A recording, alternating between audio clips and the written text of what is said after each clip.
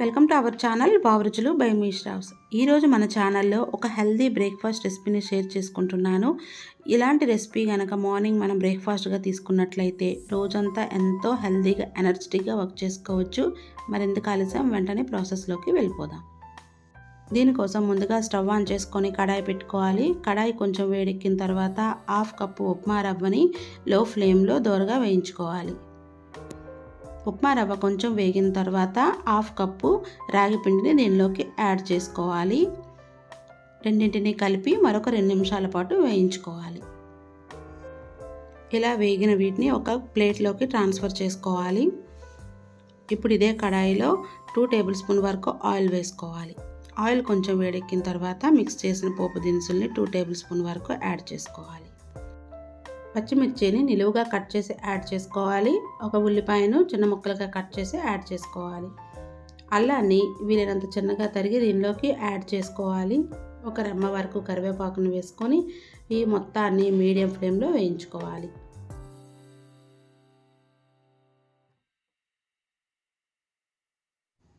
Onions అనేవి కొంచెం colour మారిన తర్వాత మీడియం సైజు ఒక టమాటాని చిన్న ముక్కలుగా కట్ చేసి దీనిలోకి వేసుకోవాలి.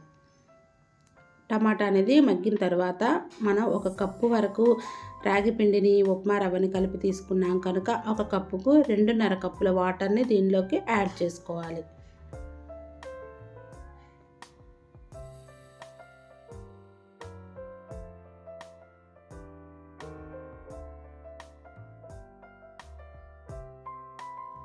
వాటర్ బాయిల్ అవడం స్టార్ట్ అయ్యాక దీనిలో రుచికి సరిపడా సాల్ట్ని యాడ్ చేసుకోవాలి. మనం ముందుగా వేయించి పక్కన పెట్టుకున్న ఉప్మా రవ్వ రాగి పిండి మిశ్రమాన్ని నెమ్మదిగా కలుపుతూ దీనిలోకి యాడ్ చేసుకోవాలి. మనం యాడ్ చేసుకునేటప్పుడు రవ్వని కంటిన్యూగా కలుపుతూ ఉండాలి, లేదంటే ఉండలుగా కట్టేస్తుంది. వాటర్ మొత్తం దగ్గరికి అయ్యేంత వరకు స్టవ్ని మీడియంలో పెట్టుకుంటూ కంటిన్యూగా కలుపుతూ ఉండాలి.